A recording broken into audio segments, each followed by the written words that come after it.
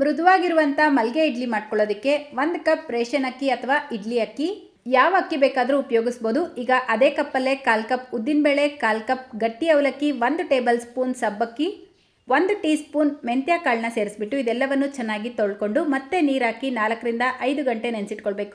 ನೋಡಿ, ಕರೆಕ್ಟಾಗಿ 4-5 ಗಂಟೆಗೆ ಅಕ್ಕಿ ಉದ್ದಿನಬೇಳೆ ಎಲ್ಲ ಚೆನ್ನಾಗಿ ನೆಂದಿರುತ್ತೆ. ಈಗ ಇದನ್ನು ಒಂದು ಮಿಕ್ಸರ್ ಜಾರ್ಗೆ ಸೇರಿಸ್ಬಿಟ್ಟು ನುಣ್ಣಗೆ ರುಬ್ಕೊಳ್ಬೇಕು.